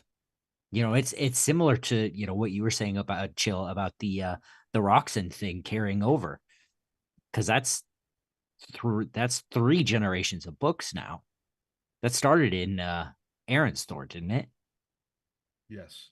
Aaron's Thor, and then carried over into Immortal Hulk and now Immortal Thor. It makes it makes the world feel bigger. It makes it feel lived in when people aren't necessarily making things up from whole cloth. But if you can pull, a minor Flash villain out to fight Superman for a second and make him a bit of a threat, it feels good. Yeah, I completely agree. This is the kind of book that is extremely fun. It doesn't necessarily have anything to do with what's happening in mainline continuity. But it features characters that I want to see. And I like the fact that it's not in mainline continuity because I feel like and when I say that I mean like it's not happening now. Because of the fact that I just don't feel like this is the vibe I'm looking for in that space. But this is very, like Jill said, this is very creative. It's taking characters that you don't necessarily care about outside of Batman and Superman and Robin, and it's making something of them. And I would like to see more of that. I would like to see a lot more of that. And I think World's Finest has kind of done that to some degree. Like it's pulled characters that aren't that well known or haven't been in the spotlight that much, and they're brushing shoulders with Batman and Superman, and I think that's smart. I'll leave with this. There's a Pokemon named Alakazam. And because Pokemon named the character Alakazam, there's a guy who actually trademarked it. He's like a magician. I wonder if Kadabra was trademarked, and that's why it took so long for them to not use him, and maybe that's why he's back today. Because Kadabra sounds like one of those could be trademarked words. There's something to that because there is something to that. I have heard about like a reason why in Pokemon cards, I think they don't. Yeah. I just can't remember. Go ahead, Cale. It has to do with the cards. I think it was Kadabra. Yeah. And he didn't have the trademark for video games, so they could do video games with Alakazam, but the cards he did. Right. I have to, I mean, I could be way off here, but I have to imagine the Kadabra character would be different because I feel like he would have been, I mean, Tyler, you might look this up real quick. He might have been like a 60s or 70s villain. So I doubt he would have been able. Plus, it's a different medium too. So I don't know that I think Kadabra is just a forgotten villain. Yeah, it's from Flash number 128 in 1962 is Abracadabra's first appearance. That was an accurate guess. If there's one thing I know, it's my Flash history. Did he come before Booster Gold? Because they're kind of similar in that. Yeah, definitely. Yeah, Booster Gold is late 80s, I think. That sounds right. Okay. And I think getting this creative team to tackle, I know about Wade and Moore. I don't know if Tamra and Steve Wands are following them, but getting them to tackle Absolute Power is really smart because they clearly have the hot hand at DC. And Mark Wade, I think someone said it in the chat now. He's an encyclopedia. Yeah, Rami. Mark Wade is a DC encyclopedia. And if he's as locked into what is happening as what has happened, then we are in for a treat. With the Dan Morrow artwork behind it, forget it. Yep. The design here for the Superman suit, or the Superman suit that he gets, that is a total it's a Batman design, it just has the Superman logo on it, and he's like, of course it would mostly look like Batman. That's so good. It's such a great design, first of all. I can't wait for the hero click of that to debut. But this is such a great design. It's a funny scene. This is a great comic book. The only way Todd McFarlane is going to make Superman look good is in a Batman costume. You know that the action figure is coming out in 2 months. Yep. Yeah. Unbelievable. Yeah, this is an easy pull for me. Yeah, this is my pick of the week. I had a great time. This is running up. It's becoming like, I mean, it was very close last year to be my pick, my book of the year, but it's still so consistent that it still might be. I swear, Birds of Prey though, it's good stuff. Chill, do you want to change your book of the week to this, or are you locked in? No, still? My pick of the week is going to change to Zuriel from Concrete Comics because we got an independent that's Black owned, and they went through Diamond so that they could have it delivered to my comic book shop at no extra cost to me. Zuriel from Concrete Comics. You know I have to represent here. Okay. Who's on the creative team? It's a guy named Lonzo Starr, or Derek Allen is his name, and the line artist is Leandro Meneses, and I know I'm not saying that right. The colorist is Matthias Hoove. I don't know a lot about them, but I saw them on blackcomiclords.net, and I found out about them there. Okay, sick. Did you read it? No, because it just came out, and I didn't read it yet, no. Okay, cool. But it's the pick of the week. You know why? Because the skin is melanated of the creators, and that's what matters. Right, Sean? These guys over here, come on. Right, Cale? Yeah. That's what matters. Yeah. That's right. Well, I'll be looking for a review on your channel, youtube.com/Chillmonger. Make sure you guys throw a subscription Chill's way. Chill's a good guy. I want to talk, before we get into the stack. Chill, do you have to go? No, I'm good. Okay. Before we get into the stack, I wanted to tell you guys about my experience leading into this podcast today. So I've been having some internet trouble. And I haven't been able to access, my Netflix, my Disney Plus. So I haven't seen the new episode of X-Men 97 yet. I'm chomping at the bit to get to that. But I needed this fixed, right? Like, I don't have Ethernet right now. I'm Wi-Fi'd up because, nothing plugged in is working. So I call Verizon. And I get on the phone with Verizon. It's about 4:45 p.m., somewhere around there. And I'm like, I have enough time. This will be fine.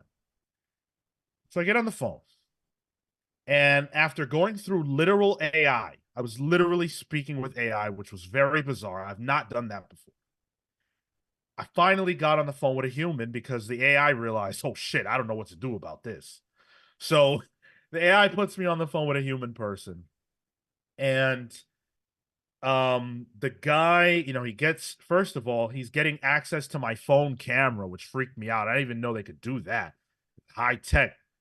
Verizon's in the future.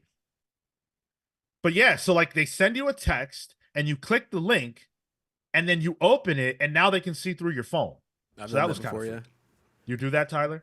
I've done, yeah, actually, yeah. I have been on both ends of that before. Hopefully you're using the power for good. So the guy was very, very interesting. I learned more about him than I know about Chillmonger. Okay. That's not a joke. And I watch Chill's channel, and he's like, I literally know him. He's on this show right now. I learned more about this guy than I know about Chillmonger. He told me while he was working on my internet problem, he told me, hopefully he doesn't watch this, because in the end, because I told him, like, dude, I have a podcast I got to do. He was like, oh, you're a podcaster? All right, dude, don't worry about it. Hook you up. You're going to be fine. You're going to make your show. Don't worry about it. I got you. So he tells me, now I'm waiting for him.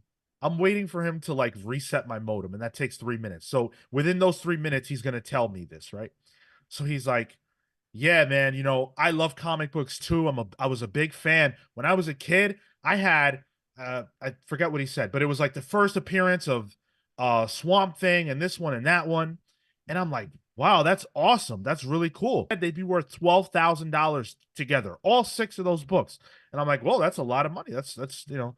And then he's like, and then I came home from school one day, and my mother told me, those comic books are ruining your brain. I'm throwing them out. In fact, I already threw them out. And he was like, yeah, that moment really hurt. And you know what? I don't speak to her anymore. So All right. I'm like, wait, you didn't stop speaking to your mom because of that, right? He's like, no, I stopped speaking to her because she doesn't treat me right. She doesn't respect me. She doesn't love me the way that a mother should love her son. Mind you, this is on a service call for Verizon. So I'm like, well, what do you mean? And he tells me that when he was 18 years old, she kicked him out of the house. She kicked him out. He was in college. He was in debt. He put all his money into college. He got a car, and she kicked him out. He was sleeping in his car. That's what he told me. Yeah. Go ahead, Tyler. I was gonna say, if he still had those comics, he would have been able to have like at least pay for rent. He wouldn't have needed to sleep in his car. So he went to the Navy. In fact, without revealing too much, well, I won't say this. Because he might be watching. Because He that was really might be revealing watching. too much. Well, he went to the Navy and he worked on submarines, and he dealt with atomics. I'll leave it there. And I thought that was very interesting. My dude had the launch codes, didn't he? Dude, he was telling me like how you have to know how to put out every possible kind of fire. Because if one erupts and you don't know how to deal with that, it's the end. Like, that's it. Because you're dealing with, you know, nuclear stuff. So I work tech support over the phone, and one of the tips that managers give, it's like, if you're being friendly, it's okay to share a little bit personal information about yourself. It helps build character, and then people remember you, and then, you know, it helps people like you more. That's a lot. Oh, this is the best conversation I've had all week. Yeah, you were giving him that But review. I felt like I was a therapist, because I'm like, man, you know, you deserve to have the love, and I wish that your relationship with your mother was better. He's like, oh, that's all right. I got all the love I need. I play D&D. Well, then he told me all about his D&D campaign, and I mean, I barely made it. Okay, that's what I'm trying to say. He played a paladin, didn't he? Yeah, dude, how the fuck did you know that? We bonded over that because I'm a paladin. Well, I was in World of Warcraft. We bonded over that. I know D&D paladin types. You know why? Why? I play paladin. Well, you pegged him. So You pegged him? So he told you that over the phone too? all of this Verizon is so invasive. They'll penetrate everything. And he tells me a quick fix that I can do. I do it. It works. I open the Zoom call. I invite the buddies, the pals, and literally at 5:57, what happens? My internet crashes. Yep. So all the help I got, all the therapy that I gave, the shoulder that I was for this man, all amounted to nothing, because within 3 minutes of me needing to be here live with you, my internet fucking died. Yeah. So I had to figure out a quick fix to get here. And hopefully tomorrow the modem that he mailed out will arrive and I won't have to worry about this shit anymore. It's 2024. Why are we still dealing with this kind of internet trouble? Silver lining, though, Sean, you might have found a future job prospect in therapy if you wanted to become one. Well, that's always been one of my dreams, Tyler. But I will say this. Maybe I didn't get internet out of this, working Ethernet internet out of it. Maybe I didn't get that. Maybe I wasted an hour of my time. Some could say that. But ultimately, I don't see it as a waste. I see it as very valuable. Do you want to know why? Because before we got off the call, he asked me the name of the podcast, and he said he would subscribe. I win! The Woo. Comics Pals win. All right, let's get into the stack. You guys know the drill. We're going to guess at how many books I bought this week. And whoever is right or closest without going over, I will send them the codes for the Marvel books that we did not read on the show. Chill, have you ever won? You haven't won yet, right? No. Never. No. Chill plays every week. With the exception of Black Panther number 3. You can't have that one. Black Panther 2 counts. Oh, No, it doesn't. Because Cale Yeah, it used it by does. accident. It has Because to. I've I got 2 of purchased those. he means the code, Sean. Yeah, Oh, you're not getting a oh, Black right. Panther 3 code. Yeah. Right. Yep. That is very true. Okay. All right. Let me see those numbers in the chat. I see a 15 from Philosopher King. How you doing, PK? 12 from Dan, Atomic Hound with the 11, Justin with 13. This could be feel a like repeat for me. If I get this one right, it's 3 in a row. You gotta quit looking. not You're 3. cheating. 2. No, Is I it? got the last 2 weeks right. I'm gonna go. Oh, I see what you mean. Okay, yes, you are absolutely right. Yep. I'm gonna go 16. Okay. You and Look at- James Jones are on the same vibe again. He says Okay. 16. Rami's on 14. 2 Aaron people that says, win a lot. 20. Aaron says 20. Got Boom with 11. I think I'm gonna go high too. I'm gonna say 19. I'd have went with 11. You're going with 11, Chill? What do you, Drake? Yeah. Don't start with Chill on that shit. Chill, let me tell you something. We talked about Canadians on the show. You talked couple about weeks in a row. Canadians. I have said a lot about Canadians, but let me tell you something. My second favorite Canadian is Chillmonger. Okay. Good They're standing. my top 3. Oh, are you Canadian? I didn't know that. Yeah. Yes, absolutely. Right on. And so was Comic Boom, who chose 11. Nice.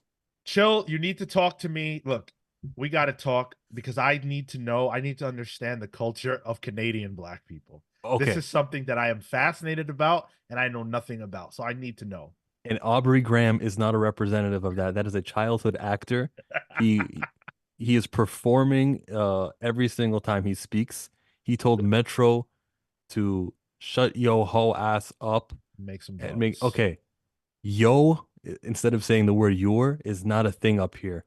That's not. This guy grew up on set of a television show called Degrassi, Oh, Sean knows. and then started different slang and adapting into a culture he is not. So that man you're looking for the wrong place if you want accuracy from him. He's not claimed.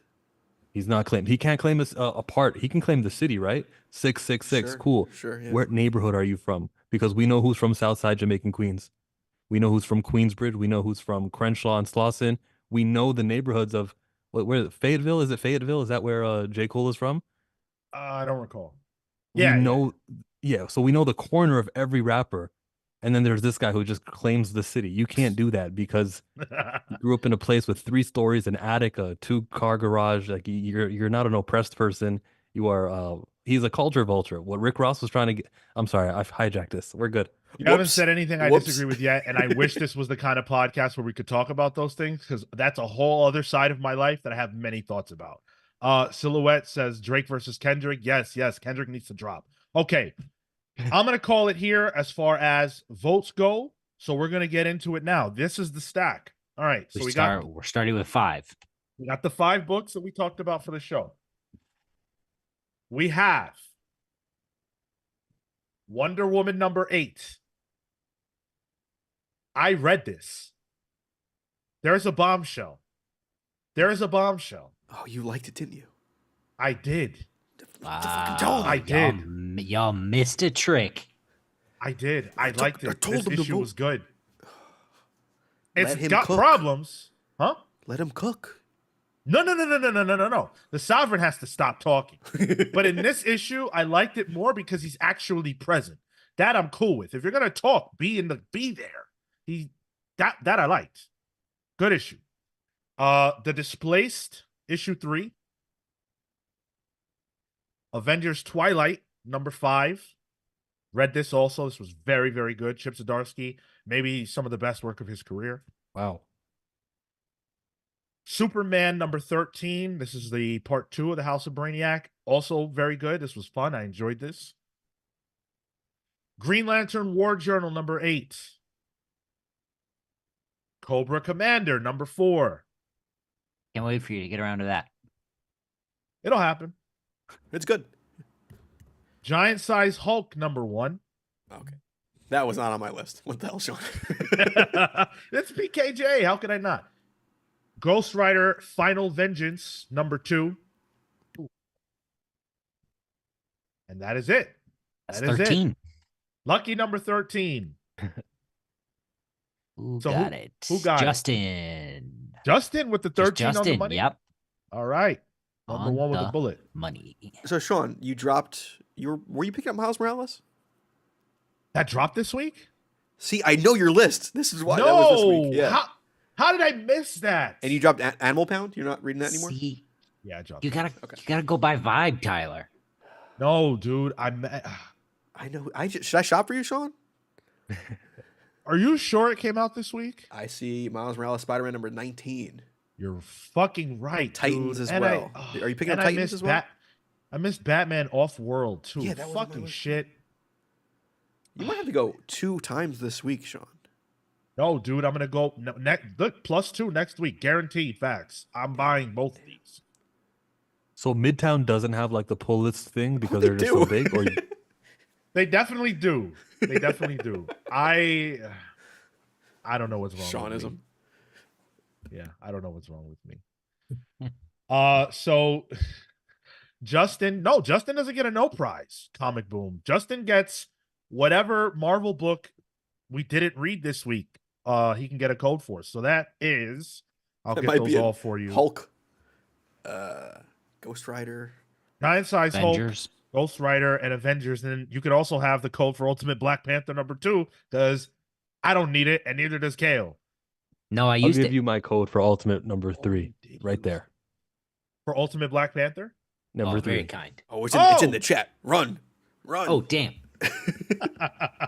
There it is. Whoever's first to claim that. No, it's for Justin. Okay. Oh, okay. Well, good luck, Justin. Hope you have fast fingers. James Oh. Jones said, if Sean picked up his books, I could have won. That is true. Justin says, a no prize is right. My account desynced, so let someone else have it. Oh, okay. All right, Justin. That's good on you for being willing to do that. So who was second closest? That would- That'll be more people. That's Dan at 12. Or Rami at 14. We're going closest without going over? Oh yeah. Price is Okay. right. Dan at 12 then. Dan, you got it. You got it, dude. Let me know what book you want. And I will get it over your way. Claim Chill's Ultimate Black Panther 3 code. It is for you, Mr. Trudeau. Yes. Man, you didn't. I'm looking at all the other books. I Dan got says, this week, tell you what, Justin, I don't want an omnibus anymore. So Sean can send it to you. Don't believe him if he says I haven't won an omnibus. No, dude. Hold on. Just bear with me one moment. Uh-oh. He's got a big fat 10 of swords to send to Dan. Okay, you see this box? You see this box, this UPS box? Priority mail. Yes. Inside this UPS box. Is Dan's omnibus. No, it is Cephas's omnibus. It is the Fantastic Four omnibus that I owe him. This box has been sitting on my table for like 3 weeks because I have not been able to get to the post office to send it out. I am sending this out to Kefis, and then I am not betting anymore with listeners. I'm not doing it. It's not going to happen. Kefis is the last person to benefit from my foolishness. Marvel fucked me, and Kefis is going to be the benefactor of that. Chill. Thank you so much, dude, for coming to hang out with us. Really appreciate you. Yeah, and I appreciate the brotherhood that we've been over, over the years building and everything. Thank you to Cale also for that one time I was talking to you about lettering. I have an update on that. Ooh, good. The person who I am collaborating with to make my comic book, she is in school for comic books, and she says she'll cover the lettering, she'll cover the coloring, and she's kind of the one-stop shop. So I Hell guess yeah, all dude. that, yeah. So all the stuff that I learned, but I didn't Nice. learn it for nothing because I know how, just how big those word balloons are. So yeah. That's you know what? Even if you just learn it to know it yourself, it makes you a better creator. It makes you a better collaborator. Yeah, yeah. Chill. Plug. Let the people know where they can find you. Check out Chillmonger. I was just talking about the Knuckles TV series. What else do I do? What else do I do? Ultimate Black Panther #3. I'll probably do a panel of it of my own with some other creators. So look out for that. And when the X-Men do reboot, I am going to be a hub for that X-Men stuff. I'll be reading the first NYX, the first Phoenix, the first all of them, and then I'll kind of decide which ones I'm gonna be behind. Storm, I'll probably be with the ongoing series no matter what. And the adjectiveless X-Men book, I'm pretty sure with those two comic books, I'll be like consistently following. But everything else, I'm gonna give a chance. This won't be the last time you guys see Chill on the channel. I can say that for certain. Check him out on social media. Check him out on YouTube, youtube.com/Chillmonger. As for us, this Saturday live at 10:15 a.m. Eastern is the next time we'll see you. And we will be joined by Rich Johnston, writer, creator, owner of editor-in-chief of Bleeding Cool, who broke the story about Absolute DC. He's been on top of the Ultimate DC thing since its inception. So we're going to have the man himself on to talk about that and everything else comics. Thank you so much for joining us. You listening at home, we appreciate you. We love you.